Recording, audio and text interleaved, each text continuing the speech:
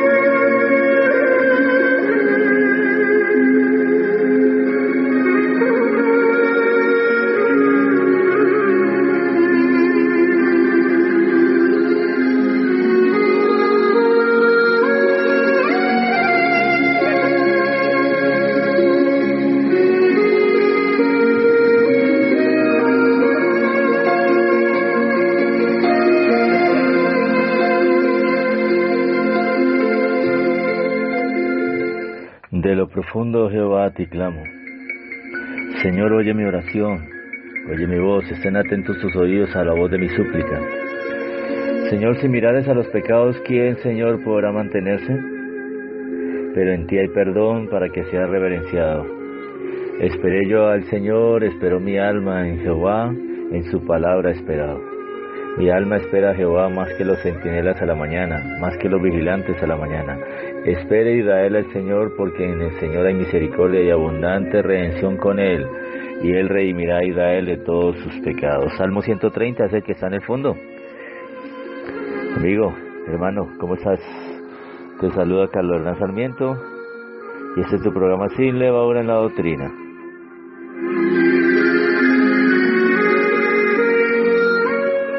Estamos en la serie Las 40 parábolas de Jesucristo y vamos a la parábola número 34. Sí, Señor, mi mamachín. Bendito sea el Señor. Bueno, comencemos. Dice así, Lucas capítulo 14, versículo 25. Hasta que finaliza ese capítulo está la parábola en cuestión. Son dos, tres y un apunte de otra parábola, lo que hoy vamos a tocar. Leamos, por favor. Reina Valera de 1960, Lucas capítulo 14, versículo 25 en adelante. Grandes multitudes iban con él y volviéndose le dijo: si alguno viene a mí y no aborrece a su padre y madre y mujer e hijos y hermanos y hermanas y aún también su propia vida, no puede ser mi discípulo. Y el que no lleva su cruz y vive en pos de mí, o viene en pos de mí, no puede ser mi discípulo. Porque ¿quién de vosotros, queriendo edificar una torre, no se sienta primero y calcula los gastos, a ver si tiene lo que necesita para acabarla? No sea que después que haya puesto el cimiento y no pueda acabarla, todos los que lo vean comiencen a hacer burla de él, diciendo: este hombre comenzó a edificar y no pudo acabar.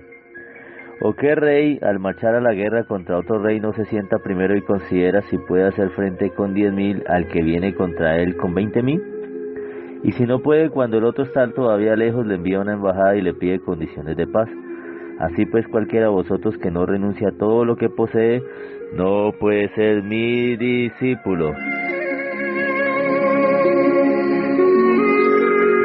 Y finaliza con una expresión que dice: buena es la sal, mas si la sal se hiciera insípida, ¿con qué se sazonará?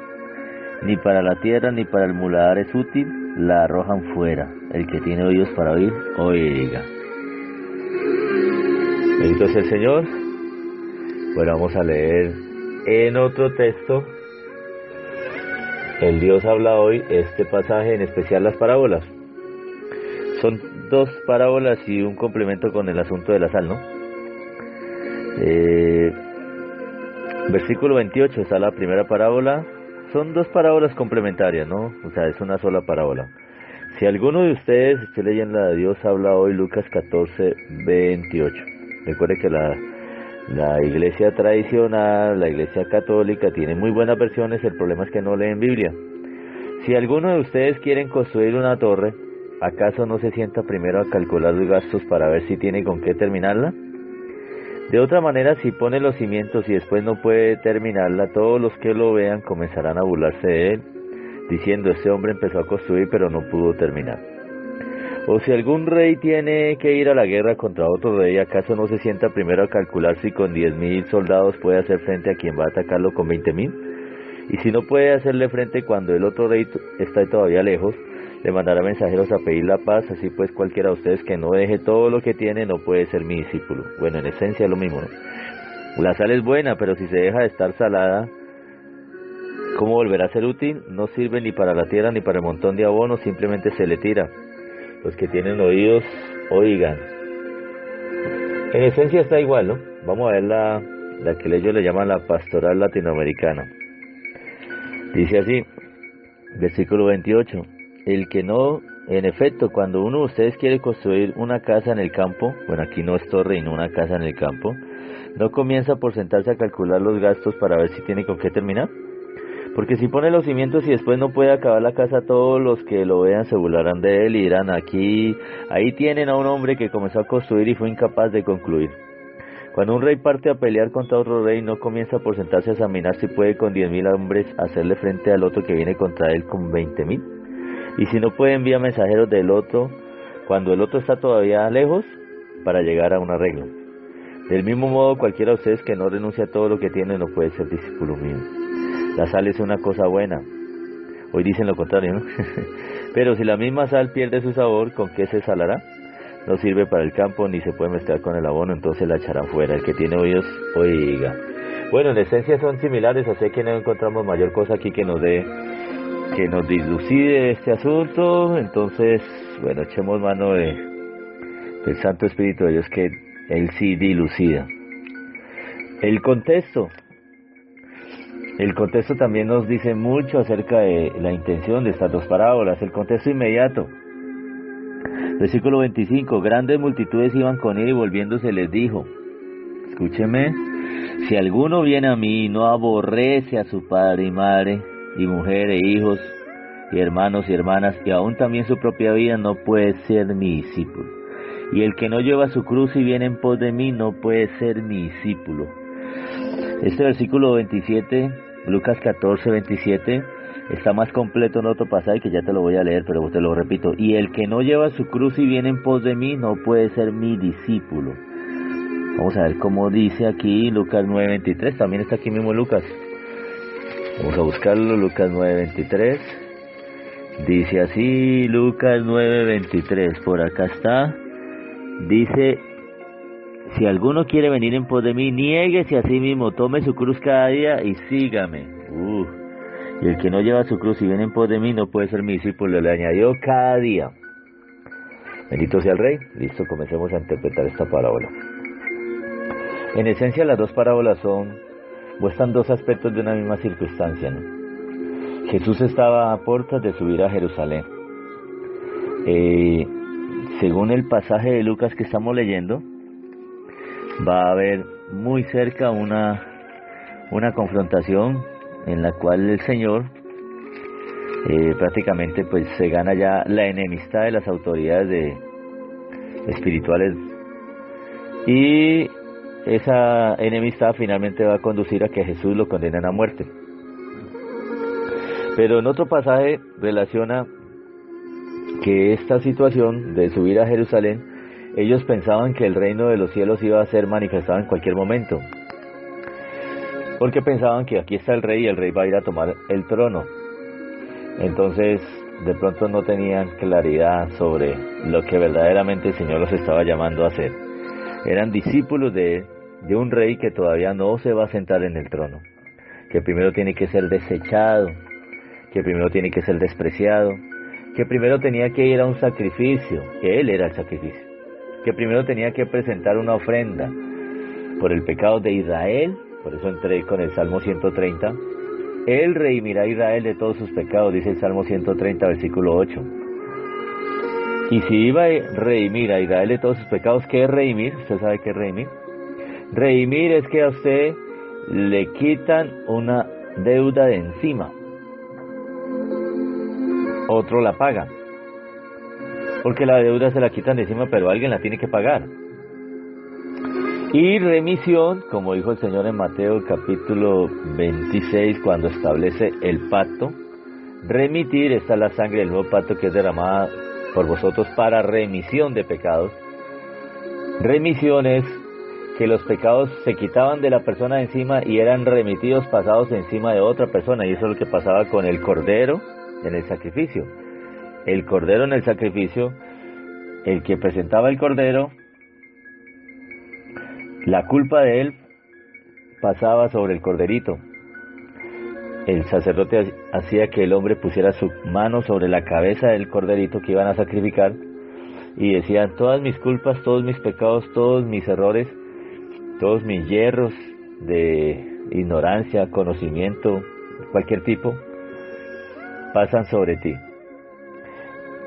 Eso lo hacía el sacerdote dirigiendo a la persona que ofrendaba y que colocaba el corderito. Es decir, era el chivo expiatorio, es el concepto que manejamos o que se conoce en el mundo. Y luego que ya sobre el corderito estaban cargados todos los pecados, ahí sí cortaban la yugular al corderito y su sangre cubría o expiaba.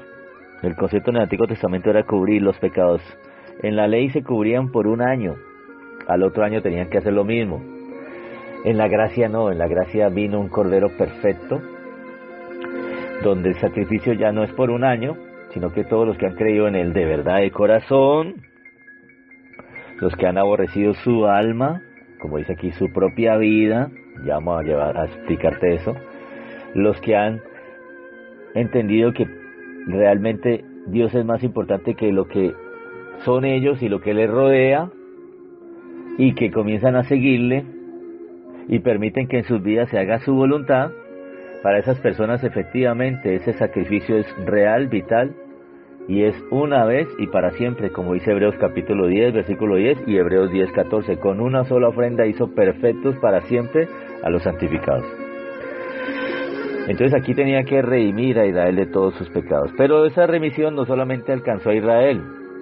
Veamos por acá San Juan capítulo 11, versículo versículo 47. Esta reunión que vas a escuchar aquí la hicieron momentos seguidos a la resurrección de Lázaro, cuando llegaron algunos fariseos de allá de Betania, donde vivían María, Marta y Lázaro, amigos muy cercanos de Jesús. Y cuando Jesús había levantado a Lázaro después de estar varios días en el sepulcro.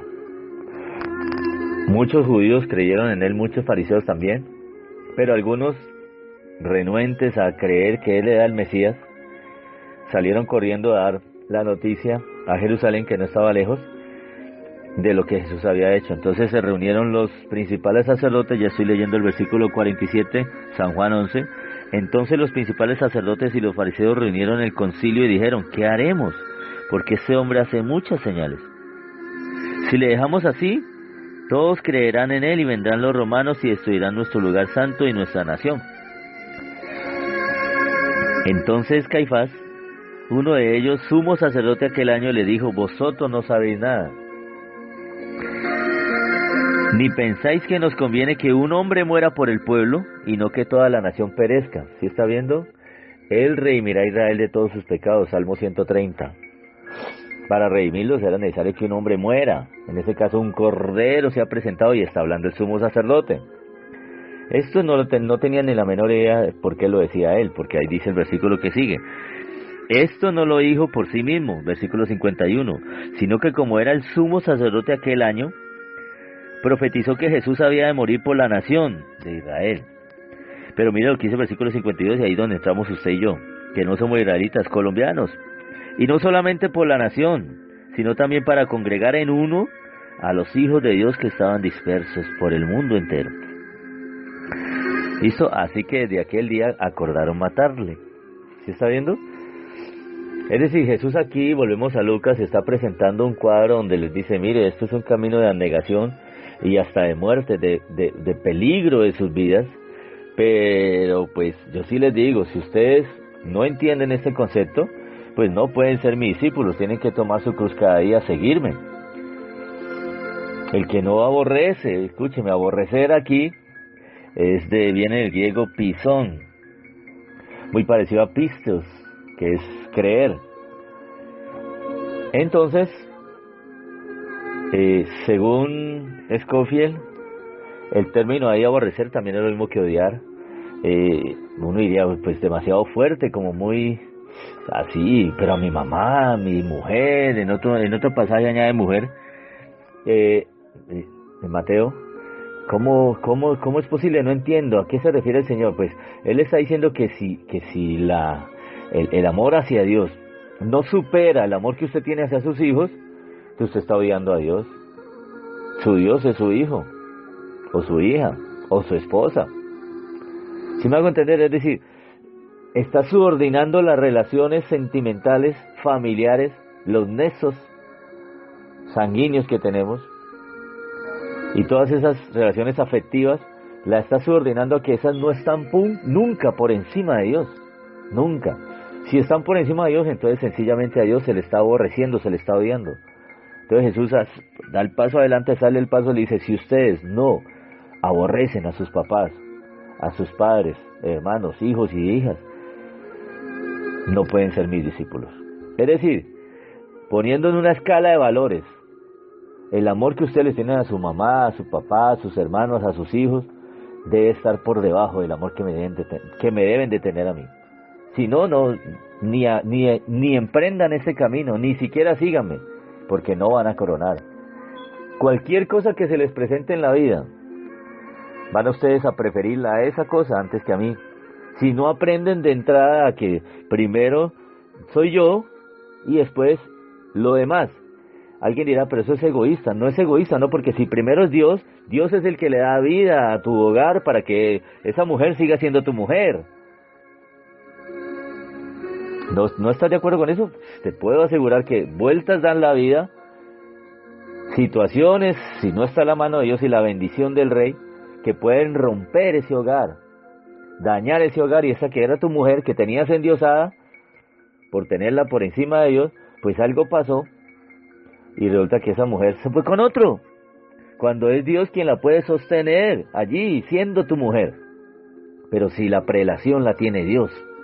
Lo mismo los hijos. ¿Quién le da vida a los hijos? ¿Quién es el que permite que todavía sean guardados de peligros y estén respirando? Dios.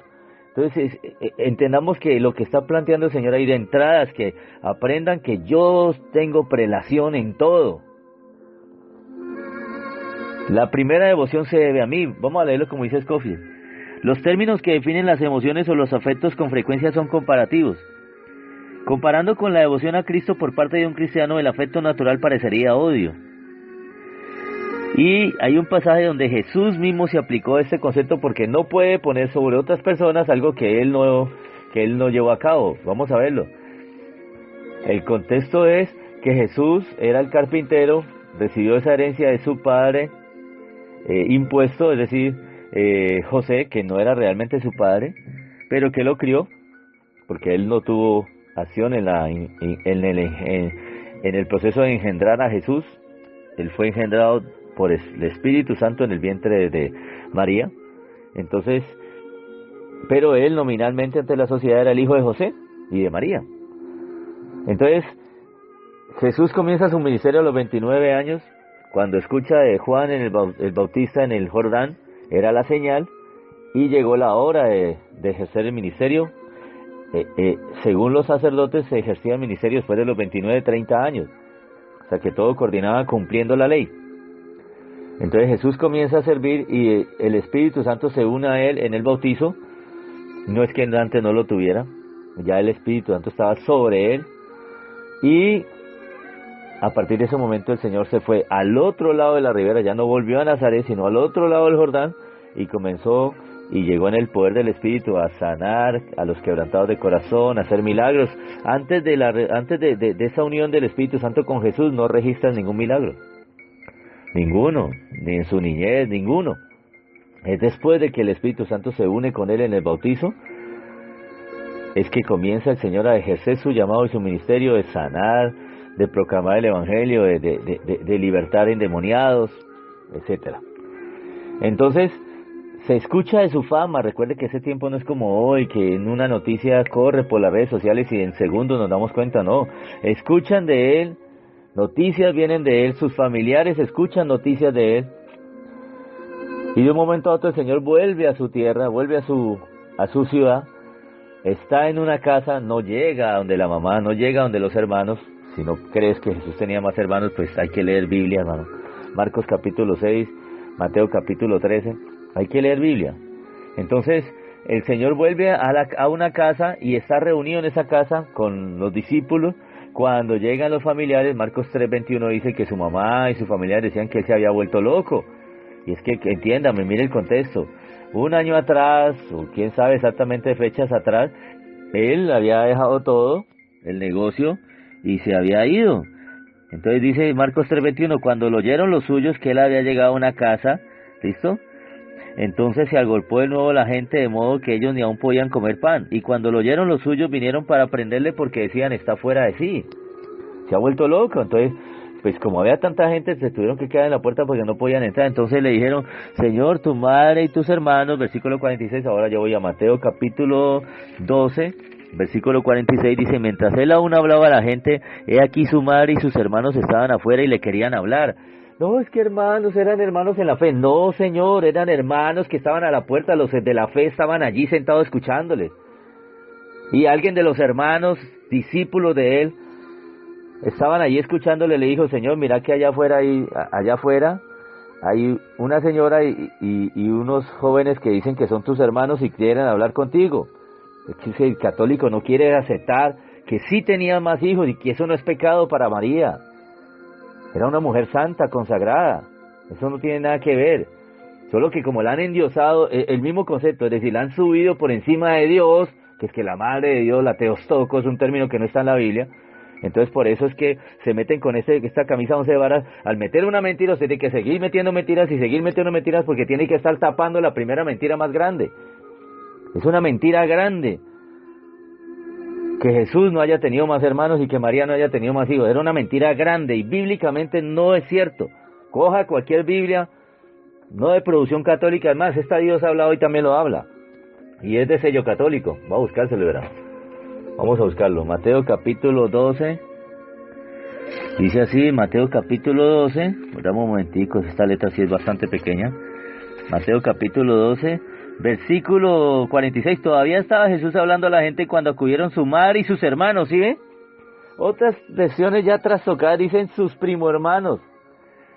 ¿A dónde dicen que, recuerde que la única prima de María era Elizabeth y tuvo un hijo que ni se crió con ellos, se crió allá en el desierto, Juan, o sea que eso era cuento. Eran sus hermanos, hijos del padre y madre, solo que esos sí eran hijos de José. Que José los engendró en el vientre de María, porque era su legítima esposa. Eso no es pecado. No, pues se cae la estantería de María siempre virgen, eso es el problema, pero pues, como eso es una mentira, entonces tocan seguir tapando con mentiras y mentiras y mentiras, y en ese cuento se pasean. Por eso digo que la ignorancia se va cuando usted conoce las escrituras, y ahí donde usted sale de tanto engaño y tanta mentira. La religión no es de Dios, Cristo es el camino y Cristo no es una religión. Entonces le dicen, Señor, tu madre y tus hermanos están afuera y te quieren hablar. Y le dijo uno, he aquí tu madre y tus hermanos están afuera y te quieren hablar. Versículo 38, Jesús lo que exigió allá en Lucas también lo está aplicando aquí. Respondiendo él, al que le decía esto, le dijo, ¿quién es mi madre y quiénes son mis hermanos? Y extendiendo su mano hacia sus discípulos, dijo, he aquí mi madre y mis hermanos, porque todo aquel que hace la voluntad de mi Padre que está en los cielos, ese es mi hermano, mi hermana y mi madre. ¿Sí está viendo? O sea que él no puede exigir algo que él no cumplió. Y entonces él despreció a la mamá y a los hermanos. No, los subordinó, es decir, que mi primera devoción es hacia Dios. Recuerde lo que le dijo a José y a María cuando lo buscaron a los 12 años. ¿Por qué nos haces esto? Le dice María. Eso está por allá en Lucas, se me escapa el pasaje. ¿Por qué nos haces esto? Llevaba 3 días embolatado allá en Jerusalén. Y él le dijo, ¿no sabéis que en los negocios de mi padre me es necesario estar? Tenía apenas 12 años, ya iba a cumplir, ya iba según la costumbre judía a hacer el ritual que hacen a los 13 años de pasar al bautismo. ¿Entendés? Al bautismo no, de pasar a la mayoría de edad. Y Y versículo 49 de Lucas capítulo 2. Y le dijeron, Señor, hijo, ¿por qué nos haces estas cosas? Cuando le dieron se sorprendieron y le dijo su madre, hijo, ¿por qué nos has hecho así? Aquí tu padre y yo te hemos buscado con angustia. Tu padre, José, y yo, María, te hemos buscado con angustia. Versículo 49. Entonces él les dijo, ¿por qué me buscabais? ¿No sabías que en los negocios de mi padre, el de arriba, me es necesario estar? ¿Sí está viendo? En los asuntos de mi padre, que esa es la traducción más correcta, para que no digamos que Dios es un negociante. En los asuntos de mi padre me es necesario estar. Pero es que nosotros somos su padre y tus hermanos. ¿Ya se le olvidó cómo yo nací? ¿Sí está viendo? Entonces no es que tampoco peyorice las relaciones, no, porque no es bueno que el hombre esté solo, le haré yo idónea. Dios sustenta los hogares. Dios dice, honra a tu padre y a tu madre. Pero es que aquí cuando ya nos metemos con Dios y comenzamos a amenazar el amor hacia Dios y ese respeto hacia Dios y lo ponemos en segundo lugar después de una figura humana, el esposo. Usted ama más a su esposo que a Dios, está poniendo a su esposo en peligro, porque eso no le agrada al Señor. Usted ama a su mujer más que a Dios, está poniendo la vida de su mujer en peligro, porque eso no le agrada al Señor. Usted a sus hijos los tiene en una honra y una veneración tan tremenda por encima de Dios. Entonces a eso es que refiere, es decir, subordinemos que Dios demanda que ninguna relación afectiva en este mundo lo supere a Él o lo nuble a Él, es decir, prácticamente deje mi amor hacia Dios en un segundo plano y ya no me interesa. Hay una canción de esta joven, tiene una muy buena voz, una negrita, que dice, has dejado mi gloria por tus sentimientos. Una persona que se ha apartado del Señor y que prácticamente puso a un hombre o a una mujer por encima de Dios. Una relación que ellos saben que Dios no va a aprobar. Y créanme que ese es el caso de muchos en el caminar cristiano. Y ahí ya entramos a la parábola. Porque Jesús demanda de que si esto para usted, esto es grave, esto no es básico, esto es imposible que usted lo haga, que ponga a su mamá, la baje del pedestal, que ponga a sus familiares, lo baje del pedestal, sus hijos los baje de ese pedestal en los que tenía, y ponga a Dios en ese lugar. Si usted para eso es imposible, entonces usted es como el hombre que quiso construir una torre y se desinfló en el camino, porque Dios demanda prioridad. Dios demanda supremacía ante cualquier otra cosa. Él tiene que tener el primer puesto. Usted dirá, pero es que es como exagerado. Es que a Israel se le dijo, oye Israel, el Señor tu Dios, el Señor uno es. Y cuando habla de uno es, se refiere también Dios, es el único para ti. No tendrás otros dioses ajenos delante de mí. Lo repite y lo dijo en las primeras palabras del primer mandamiento, es ese. Oye Israel, yo fui el que te saqué de la tierra de Egipto. No tendrás dioses ajenos delante de mí. Y créame que la gente endiosa a otros. Y eso también son dioses ajenos. Afecciones, sentimientos afectivos hacia otra persona humana que compiten con el afecto que usted tiene que tener por Dios y el amor que usted tiene que tener por Dios. Amarás al Señor tu Dios con todo tu corazón, con toda tu alma, con todas tus fuerzas, con toda tu mente. Es el principal de los mandamientos. Pero usted no, usted cree en Dios, pero usted ama más a su mujer, a sus hijos, que a Dios, entonces no está aborreciendo a sus hijos. Por eso dice, si alguno quiere venir en pos de mí y no aborrece, ahí podríamos decir que el amor que le debes tener a Dios comparado con el que tienes a tu familia pareciera de odio, como dice aquí Scofield. Barclay lo dice de otra forma, vamos a leerlo. Dice así, cuando Jesús iba camino a Jerusalén sabía que le esperaba la cruz, pero la gente es posible que creyera que él ya iba a ocupar el trono, un contexto que le estaba diciendo es lo mismo. Por eso les habló de esta forma, de una manera descarnada. La manera más clara posible les dijo que el que le siguiera a él no iba a un camino de gloria y de poder terrenal, sino que tenía que estar dispuesto a sacrificar lo que más quisiera en la vida y abrazar un sufrimiento que solo se podía comparar con la agonía de un crucificado. No debemos tomar sus palabras con un literalismo frío, pero tampoco decir que no se está demandando, ¿no? Ahí está siendo el Señor, el que no toma su cruz y sigue en pos de mí no puede ser mi discípulo. El que no pone sus relaciones sentimentales después de la mía tampoco me puede seguir, no va a coronar. Dice aquí, sigo leyendo lo de Barclay. El lenguaje oriental es siempre pictórico y vivo con una mentalidad oriental, como la mentalidad oriental. Cuando Jesús nos dice que tenemos que aborrecer a nuestros seres más queridos, quiere decir, permítame, se me salió, quiere decir que ningún amor de este mundo puede compararse con el amor que le debemos tener a Él. Prácticamente lo mismo que le he dicho. Y ahí ya comienza el hombre a dar unas explicaciones, de las cuales paso a utilizar para echar mano a la interpretación de esta parábola. ¿Sí será que en la vida cristiana hoy encontramos gente que se ha negado a sí mismo, que ha dejado todo por seguir a Jesús? Créeme que las congregaciones están atestadas de personas que no han hecho esa renuncia. Simpatizan con el Señor, quieren tener ahí como cuando alguien en la religión tradicional le quema una vela a cualquier santo. A un santo, a todos los santos le quema ya una vela. Por si con este no funciona, por este sí puedo. Y ese no es, dígame, escúchame, el Dios del cielo y la doctrina sana no acepta eso. Dios tiene prelación. Dios tiene prioridad. Por eso es que el evangelio es muy distinto a las otras religiones, las religiones orientales, exceptuando el judaísmo, donde a todo le pegaban. No había prelación por ninguno. De pronto en algunas culturas, por ejemplo la griega, tenían un dios que estaba por encima de los demás dioses, pero los demás también eran dioses. Entonces por eso estaba Zeus, que era el máximo dios del Olimpo, del monte del Olimpo, donde están todos los demás dioses de Grecia, 121 dioses, que copió Roma, 121 dioses, y que siguen en la Iglesia Católica 121 santos, más los que han canonizado. Entonces, si está analizando aquí, se da cuenta que el Evangelio sí tiene una distinción, y es que Dios está en primer lugar, por encima de todo y de todo. Si no, usted no es cristiano. Así es serio el asunto, sí, así es serio, y es para que usted aprenda a hablar lo que es correcto. ¿Usted es cristiano? ¿Usted se presenta como cristiano? ¿Usted se presenta como cristiana? Ah, bueno, entonces Jesús tiene que ser su todo.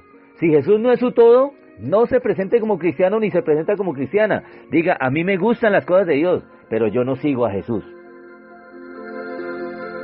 Mire lo que dice Barclay aquí. Primera aseveración que le hice impresionante de este pasaje. Es posible ser seguidor de Jesús sin ser su discípulo.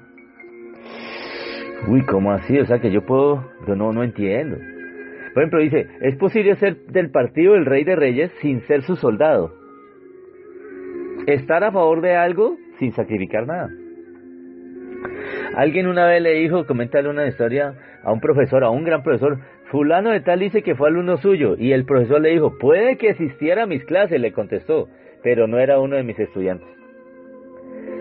Uno de los problemas más graves de la iglesia, dice Scofield, no son mis palabras, dice William Barclay, no es Scofield, sino William Barclay, el padre de los maestros de griego bíblico, escúcheme, el más tremendo expositor del griego bíblico, dice lo siguiente, uno de los problemas más graves de la iglesia es que en ella, hay muchos que siguen a Jesús de lejos, pero muy pocos verdaderos discípulos de Jesús.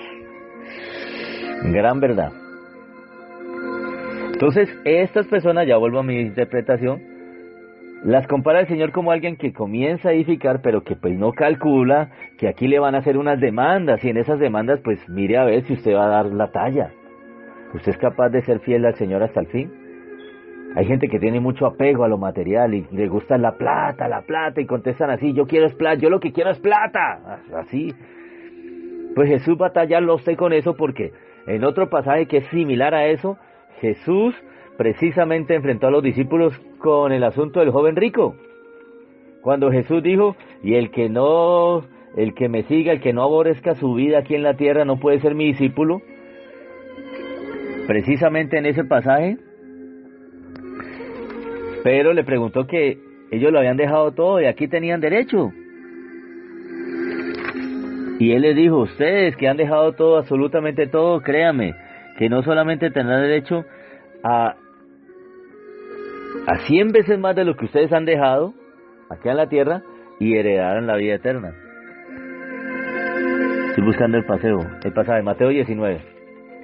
En Mateo 19, recuerden, encontraron a un joven rico que le preguntó, Señor, ahí tan espiritual, ¿qué debo hacer para entrar en los cielos? Y Jesús le dijo, bueno, obedece los mandamientos.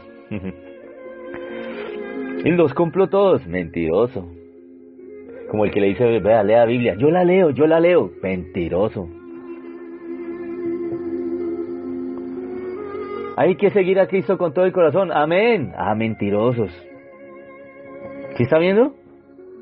Eso es para que nos vamos ubicando. ¿A qué se refiere esta parábola? Es decir, calcule usted de verdad, ¿lo es o no lo es? Entonces hay gente que dice, no, yo la verdad, y se desinfla de una vez. Pero mire que esa actitud hasta en el fondo es más sana, porque el día que el Señor de verdad lo confronte, lo toque, y se le presente, le dice, sígueme. Entonces ya la persona dice, pues que Señor, es que es como tan difícil. Ahí ya el Señor entra a una conversación con él y le dice, yo puedo responder por ti, y él te puede ayudar, porque es que si el Señor no ayudara a nadie a caminar en la senda cristiana, nadie podría seguirle. Recordemos no solamente la historia de los discípulos, ¿cuántos llegaron a la cruz con él? Solo uno. Allá en San Juan 19, Jesús encontró solamente a Juan, él colgado en la cruz, ya a punto de morir, y ahí estaba la madre de Jesús, no la de Dios, la de Jesús. Pues que Jesús Dios, no, la madre del cuerpo físico de Jesús. ¿Listo? No el glorificado, que ya volvía a su trono, iba a volver a su trono de gloria, San Juan 17:5, y pues iba a partir primero a presentarse por sacrificio, hasta descendió a los infiernos, aunque él no tenía pecado, pero como cargaron el pecado sobre él, al infierno fue a parar. Pero el infierno no pudo retenerle y la muerte no pudo retenerle, y al tercer día se levantó entre los muertos, porque él era justo. Entonces, muriendo, ve a Juan allá, alcanza a ver a María, y le dice, hijo, coge a María, ahí está tu madre, de ahora en adelante atiéndela, cuídela. Y a ella le dice, madre, aquí a tu hijo. Es decir, él ahora se va a encargar de ti. Ahí rompió con ese cordón umbilical que muchos lo tienen todavía relacionado. Ahí Jesús rompió. Y es más, no le dijo madre, le dijo mujer. Ahí, si quieres, búscalo. San Juan 19:26. Para que no pienses, ay, este hombre, ¿qué cuentos? No, es que además, nosotros, créame, le vamos a decir, nosotros le hacemos más caso a María que la que ustedes le hacen. Porque María dijo, hagan todo lo que él les dijo. Ahí lo dijo en San Juan capítulo 2, cuando le convirtió el agua en vino. Porque Jesús la increpó y le dijo, ya mujer, a mí no me vas a ordenar que haga milagros. Entonces ella, al ver esa situación que Jesús le dijo, sí, él es el que sabe cómo es. Entonces entiéndanse con él. Nosotros no entendemos con el hijo porque María lo mandó. ¿Sí? Y ahí le dijo, mujer, ahí tu hijo. Versículo 26. Después le dijo a Juan, ahí tu madre. Y a partir de ese momento la recibió. Y no es que las relaciones afectivas, Jesús, la vida cristiana no la ennoblezca. Jesús mismo habla en Efesios que él dijo que maridos, amad a vuestras mujeres, Efesios 5:25, así como Cristo amó a la iglesia y se entregó a sí mismo por ella. ¿Sí está viendo? Lo que pasa es que otra cosa es cuando ya la relación aquí humana compite con la relación del hombre con Dios. Ahí es donde fallamos y perdemos. Y esa es la que Jesús está advirtiendo que no puede tener relación. Primero la relación con Él, para que las cosas de Dios sean efectivas y para que tu entrada al reino de los cielos sea verdadera. De resto estás engañado. Nunca Dios fue tu Dios verdadero, ¿no? Y único. Y tu gran amor. Nunca lo fue. En Mateo 19 le enfrenta el joven rico y le dice, sí, guarda los mandamientos. ¿Quieres entrar en el cielo? Sí, guarda. Y todos los he guardado. Mentiroso. ¿Qué más debo hacer? Si quieres ser perfecto, ve y vende todos los que tienes y hácelo a los pobres.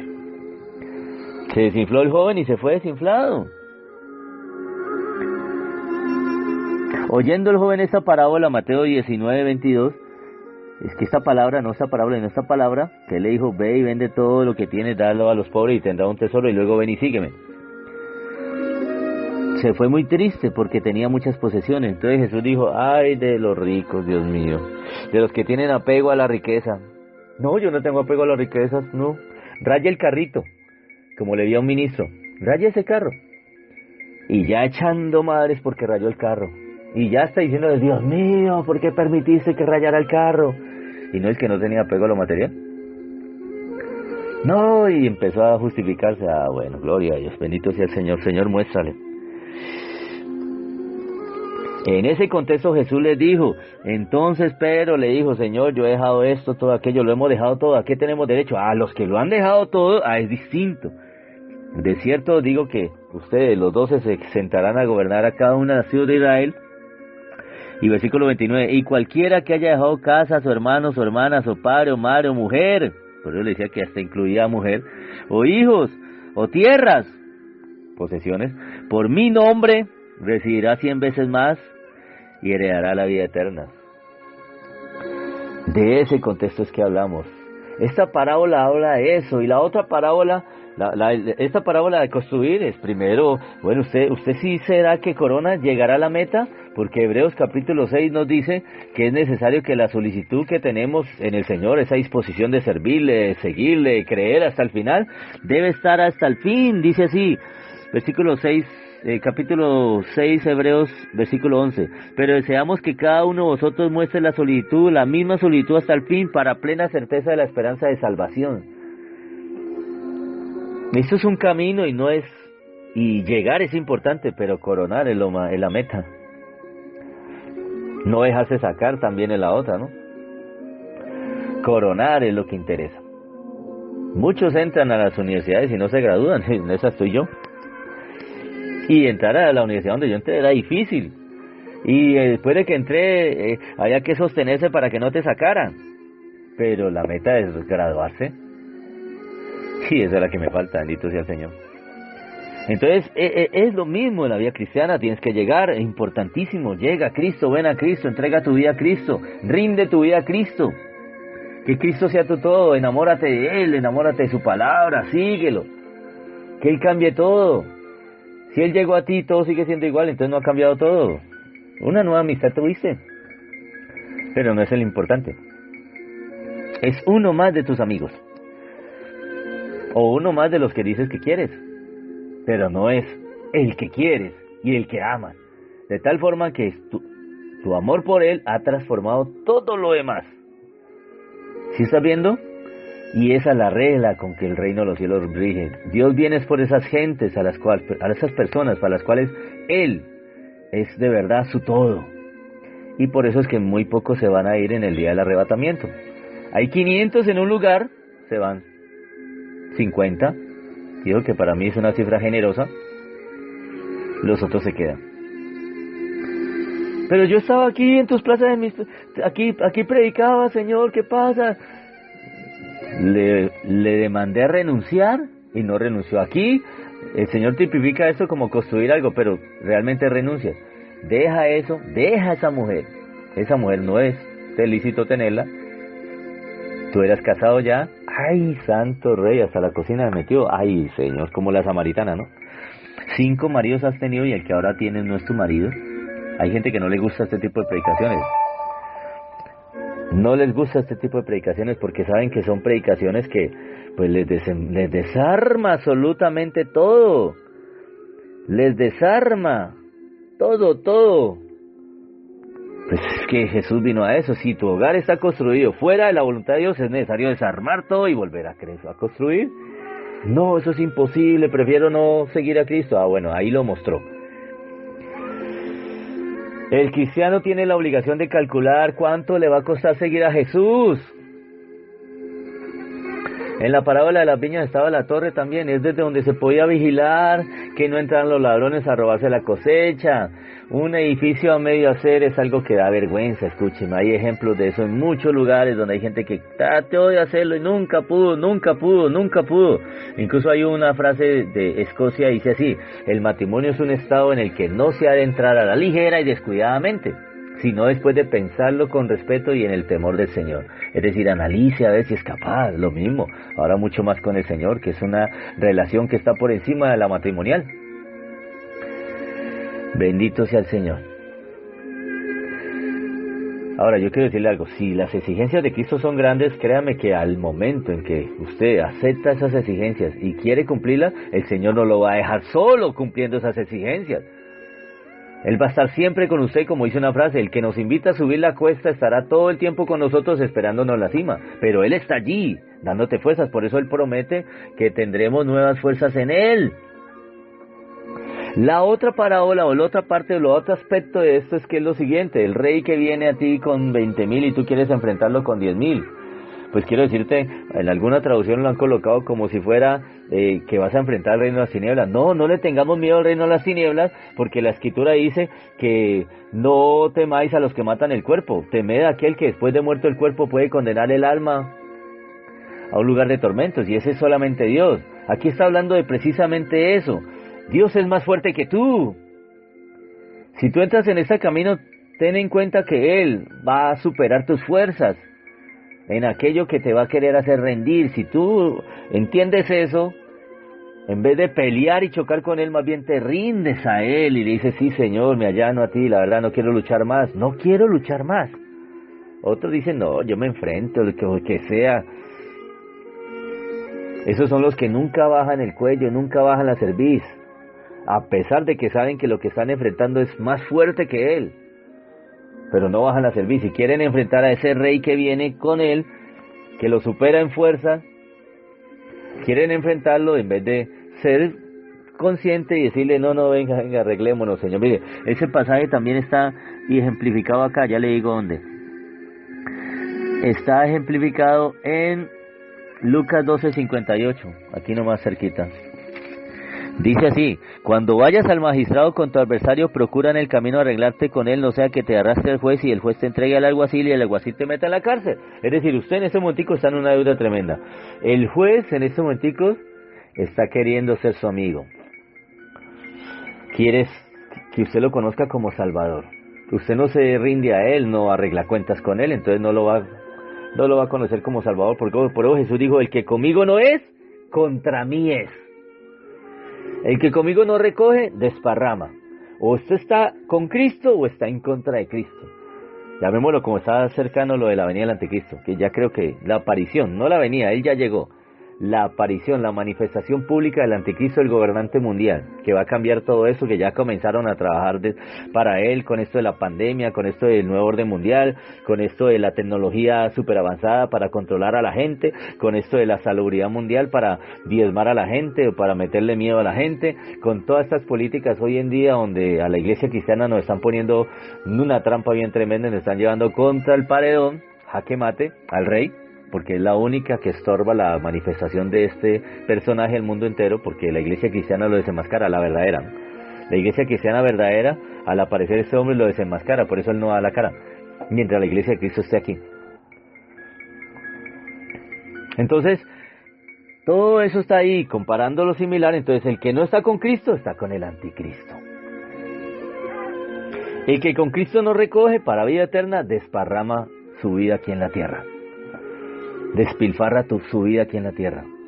El don más precioso por el cual millones están allá abajo clamando en el corazón de la tierra, en el infierno, pidiendo una horita más, pidiendo un minuto para venir acá a la tierra a arrepentirse y pedirle perdón a Dios, porque saben que despilfarraron sus vidas, porque dejaron que el enemigo los entretuviera en cuanta cosa la mente estuviera ahí ocupada, menos en lo importante de la salvación de su alma. Allá abajo están pidiendo un minutico, clemencia, misericordia, porque ese fuego los está quemando. Se están siendo atormentados en llamas. Mire, la entrada al reino de los cielos, Jesús la logró con su propia sangre y la salvación es gratis. Pero seguir a Jesús es lo que cuesta, amigo. Jesús es salvador de la gente, eso es fácil. Pero ser señor de la gente, eso es lo complicado. Por eso él dice: no me llamáis, no todo el que me dice Señor, Señor, y en Lucas dice: ¿por qué me llamáis Señor y no hacéis lo que yo os digo? Esta es una de las notas más altas que el Evangelio exige. Y en esas notas, pues lo que quiero decirles es que o usted se define de corazón, y con eso cierro, escúcheme, o usted se define de corazón a asirse de Cristo como Él lo agarró a usted, como decía el apóstol Pablo, a agarrarse de Él,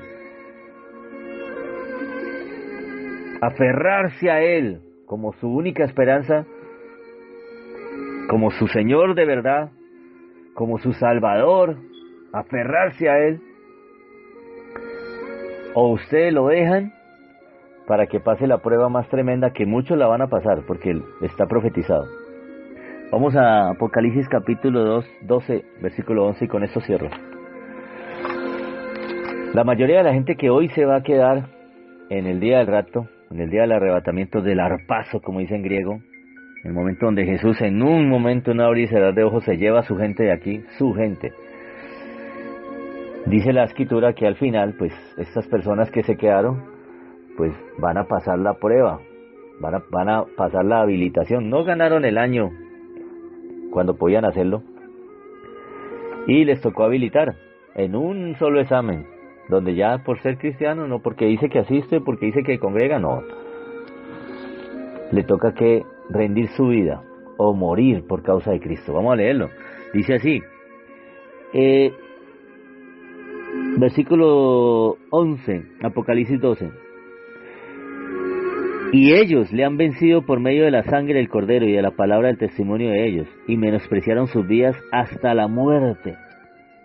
Habla acerca de la multitud incontable, que está también en Apocalipsis capítulo 7, donde muestra que esta gente salieron de la gran tribulación, y dice así, yo le dije, Señor, Apocalipsis 7:14, le dije, Señor, tú lo sabes, ¿quién es esta multitud que no podía ser incontables? Y él dice, estos son los que han salido de la gran tribulación y han lavado sus ropas y las han emblanquecido en la sangre del Cordero, Apocalipsis 7:14, porque menospreciaron sus vidas hasta la muerte, que es lo que Jesús está demandando hoy. Menospreciar sus vidas, aún cuando nos pongan ante una prueba de mueres por Cristo, mueres por tu Señor, o lo niegas. No, morimos. Es fácil decirlo, ¿no? Pero esta es la prueba. Pero ahora te está demandando renunciar. Con eso comienzas a darle una muestra a Él de que tú sí puedes dar la talla. Si renuncias a Él, a las personas y a lo que Él te está diciendo que renuncies, le estás probando figura. Pero en ese camino las demandas no paran, las renuncias no paran. Por eso el Señor dice, el que quiera ser mi discípulo, tome su cruz cada día y sígame. Tome su cruz cada día y sígame, para que usted sea un verdadero discípulo de Jesús. Los simpatizantes se quedan para la prueba más tremenda que viene para el mundo entero, como un lazo, o la hora de prueba, como dice Apocalipsis 3:10, o como dice en Lucas 23, un lazo que viene sobre toda la tierra. Y pues la verdad, el Señor pues es tan hermoso y tan maravilloso que les va a permitir pasar esa prueba, y muchos van a pesar de ser puestos ante la muerte, van a probarle figura al Señor. Van a menospreciar sus vidas hasta la muerte, pero no esperemos hasta allá. Menosprecia acá su vida hasta la muerte. Como dice en San Juan capítulo 12, versículo 25. Permítame lo leo. Y que el Señor nos haga entender estas palabras, que son las de las más duras, siguiendo a Cristo. Dice así, el que ama su vida la perderá, y el que aborrece su vida en este mundo, para vida eterna la guardará. Padre Celestial, en el nombre de Jesús, son palabras duras, difíciles, pero son reales y aquí están en la Escritura. Son las exigencias más grandes que tiene tu camino, pero no significa que le vamos a hacer el cuerpo.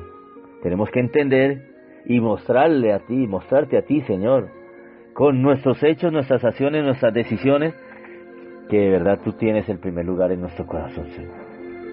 Y que eres el único que está sentado en el trono de nuestro corazón. Lo demás depende de ti, son bendiciones que me has dado, son añadiduras que tengo, pero las añadiduras no son las importantes, Señor. Tú eres el importante, Señor. Mi vida se ha rendido a ti, mi vida está rendida a ti. Ayúdame a entender qué significa todo esto del camino, de seguirte a ti y seguir tus pisadas. Porque el que dice estar en Cristo debe andar como Él anduvo. Ayúdame a renunciar a aquello que tengo que renunciar. Yo que he puesto la mano en el arado, o yo que he comenzado a construir la torre, o yo que estoy saliendo a pelear contra ese rey, o que soy como esa sal que ya no tiene sabor. Ayúdame, Señor Dios Todopoderoso, a probar tu figura solamente a ti. Para terminar esa torre, no quedar en vergüenza, para estar a paz y salvo con ese rey que es más poderoso que yo, para volver a tener sabor para ti, Señor Dios, útil para ti en esta vida, y para entrar al reino de los cielos, Señor Dios, el día que me llames a tu presencia. Amén. Bueno, te espero el día de mañana con el bendito poder del Señor. Dios te guarde.